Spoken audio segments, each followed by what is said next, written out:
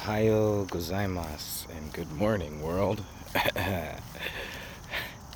Do I sound like I just got back from Japan? Because I just got back from Japan. Um, Maybe about 3 days ago. I'm not really sure. Time is still in that wonky stage because I guess that's where I can really start. Yeah, being back home, the transition, the 13-hour time difference right now. And that's a lot on your body and circadian rhythm. Like, I've been up since like 3 o'clock in the morning, and it's right now maybe like 7:15, taking this early morning sunrise stroll in the backyard. Um, but I've been for the last 2 weeks, I've been active at this time. My body has been used to being up and doing things, so it's having a difficulty right now going, wow, we want to be up when it's dark over here, and we want to be asleep when it's light outside. And that's just time and distance for you. So, but what was interesting is, traveling there, I lost a day.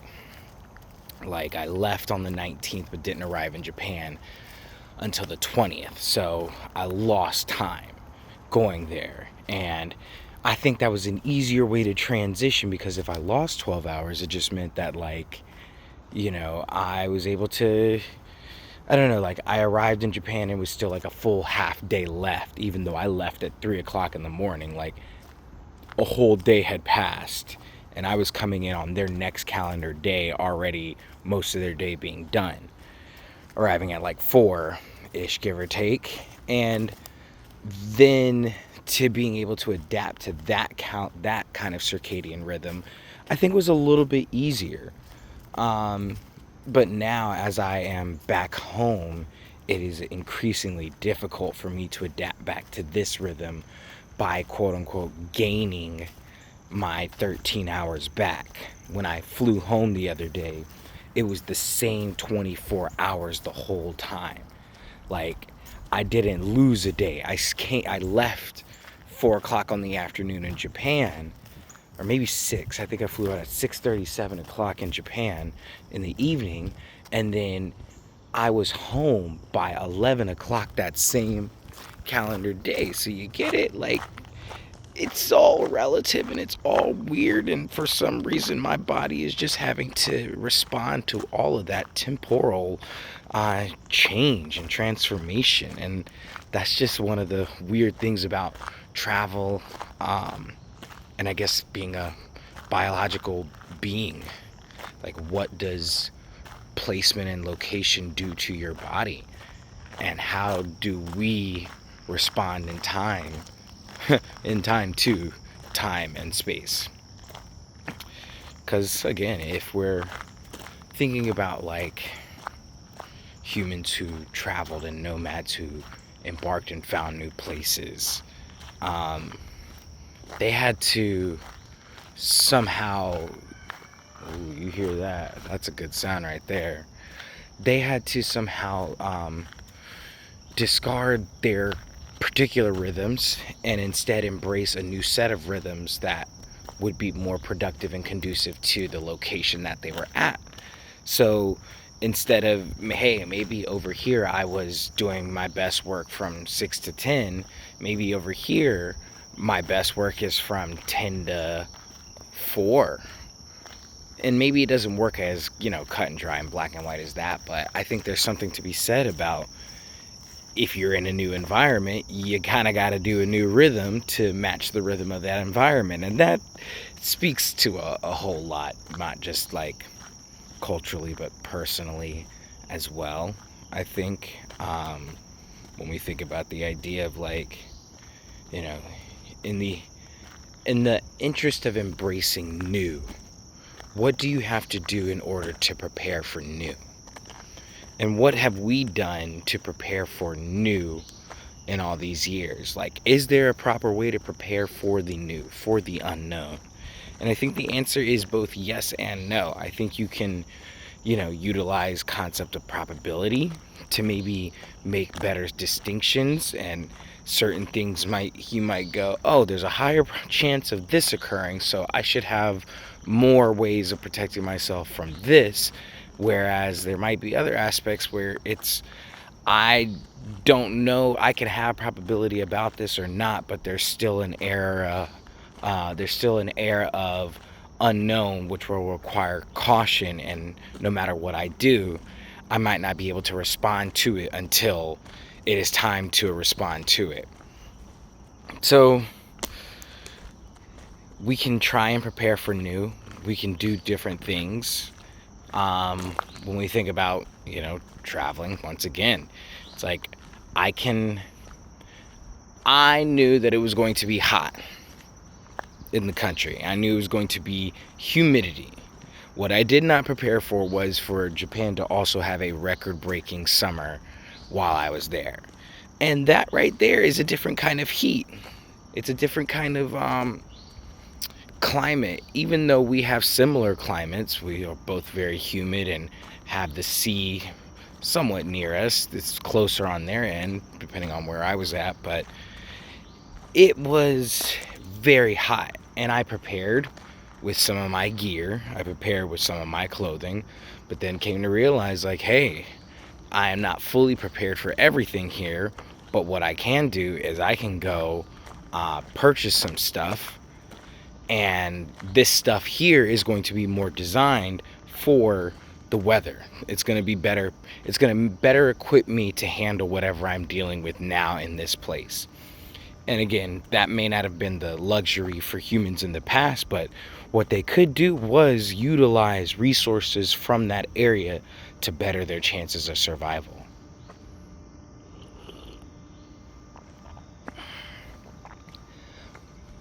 And once you increase your chances of survival, well, then, you start to make more space over there, and we take natural resources, and the key would have been to, find a harmonious balance between how much we take and how much we leave, or how much we honor.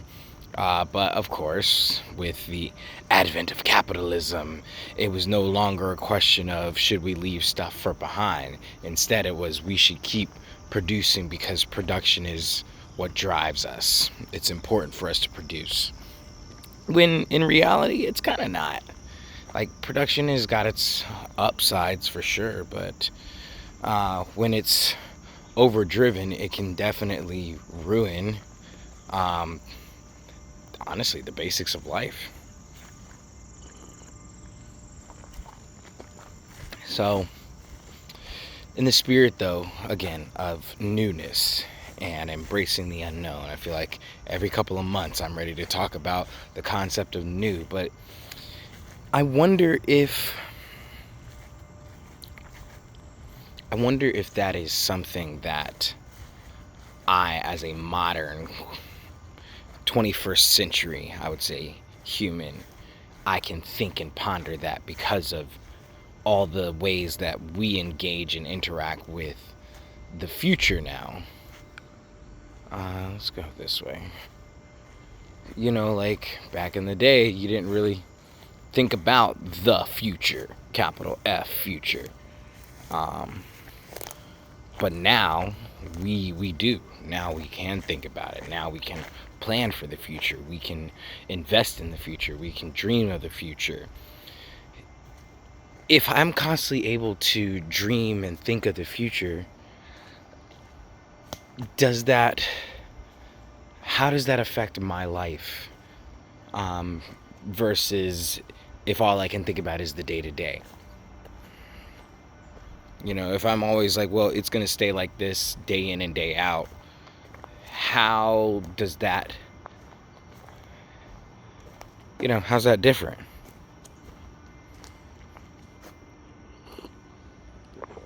How is that different indeed? When I'm able to say, oh, well, next month, this is what I want, and next year, this is what I want, and next century, well, I won't be around for that long, but next decade, this is what I would like to do. I can think that because I know that a year brings about change. I can think that because I can see the transformation. I can see the concept and the ideology of progress at work in my life. So I know that things progress. And because I know that they're living examples of things progressing, I too can also move with faith in move with the idea and faith in personal progression, because progression is existing everywhere else around me. I can also say, all right, I can progress too. So I think, if I were to progress, how would I like to progress? How would I like to envision my future 1 year from now? If I progress this way, can I be at this point? If I progress like this and I make these necessary changes and additions, can I reach this point, which is much farther away than where I currently am? And again, that is something that I can think of because I know about the concept of progress. I know that things are changing, and I believe that things change. I believe that seasons bring about differences, even though they'll bring about both similarities and differences. I believe these things, and because I believe these things, I act on said beliefs, and will deeply engage with these beliefs too, because guess what? They are driving my choices and decisions for life. So, we're getting deep in there. But if I have the mindset that progress is too expensive, or progress is not for me, or progress isn't a thing that I really believe in, or maybe if I was 500 600 years ago, when progress really wasn't an ideology, it's more universally understood and accepted now because we've had decades and centuries of it being proven. But back then, it wasn't true. You didn't really have a concept of the next 10 years, next 50 years. Every day just felt like the same day, and it really was just like, hey, we strive for the day to day. And there is some beauty in that because there's a simplicity to it, but there's also a simplicity to it. And I don't know, there's pros and cons to living a more complex life, I would say. But if we were not able to think about tomorrow, if everything was just day to day truly as it was, well, it would be really interesting. I feel like it wouldn't make sense to want to change. It would just say well, my goal is to maintain the rhythm that I have established here and now. There's something grander about remaining steady and keeping the balance and not changing, because I would rather adhere and honor what has been proven to be true, what is traditional, versus what might be considered innovative or new or different. And different sometimes takes sacrifice, and it will cost, and it will be a risky endeavor. And sometimes your risks don't pay off. Sometimes you make an investment and you lose out on the investment in the end. And sometimes you make an investment and you find yourself rolling in the dough and you're victorious. And the only thing that separates the two is just fate, chance, and luck. So many different things can go into it, but the important thing is are you investing in the future or not? Are you willing to throw some sacrifice and some resource and some effort into that decision? And I think as modern 21st century humans, those of us who have the privilege of comfort, comfort can exist as a lot of different things, but I'm talking about having basic needs met, not having to necessarily live paycheck to paycheck, with some level of comfort like that, we can take bigger risks when we know that, I can take this risk because I'm not gonna be hungry next month. I could take this risk because I know that I got rent covered. I can take this risk because my medical bills will be paid. When we're able to cover our risks and know that our risks are not going to take out our everyday living, then we're more likely to take the risk. But it might be harder to take a risk on something that will rapidly change. But it's even more difficult to wrap your mind around the ideology of taking a risk when you are thinking about life from an everyday I keep the rhythm. The idea of risk is pretty much an opposition to your like life practice. It should be blasphemous to take risks. Why would you want to switch up what we have been told is the most essential portion and part of our existence? Why would I all of a sudden not do that? That doesn't make sense. That's blasphemous. You deserve to be punished for thinking such a thing. And that is why progress probably didn't become progress until later on. It was mindsets that were rooted in keeping status quo that have always kept the innovation down. And sometimes you needed to keep innovation down because innovation cost. Sometimes there is an importance to keeping the rhythm and saying, hey, this might just be a time where we got to just keep it chill. We just got to stick to what we know. But being flexible and open to the idea of what once we're out of this section, then we can instead, maybe consider taking some more risks. That can be a possibility. Maybe. If the outcome is positive for us. Because that's the other thing about progress, taking risks, trying something new, seeking new lands, new experiences, new places while we travel, is we have to see something out there that is worth it. We have to believe that there's something over there that we can't get when we're here. We know what we're capable of doing and getting here, so we're fine with being here. But for those of us who want a little bit more, we go, oh, there's something else out there, and there's the made up promise of what I am seeking is going to be there. What I want will be present there. Why I desire this, I will find out the answer once I'm in this place. So what I should do, that right there, is just enough of the justification for believing in progress, for wanting to take risks. It's that simple belief in what I'm seeking is there. In the unknown, there is something greater.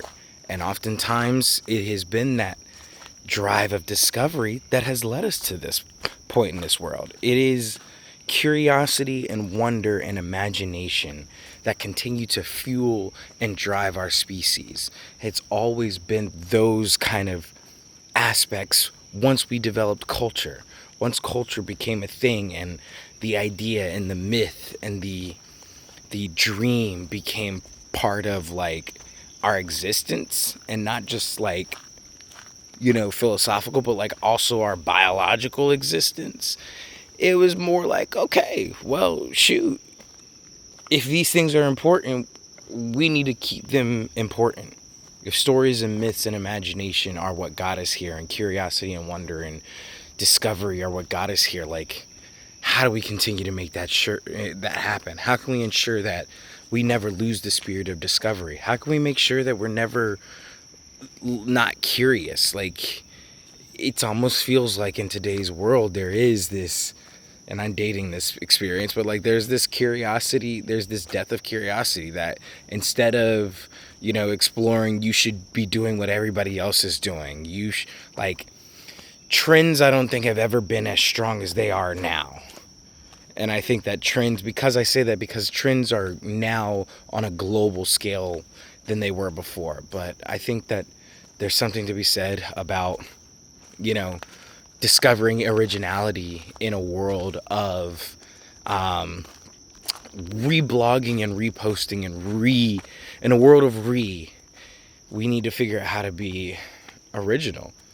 And I think in order to do that, you gotta go discover some things, both externally and internally, and the best way you can do that is by embracing the new and going somewhere different and being somebody different too.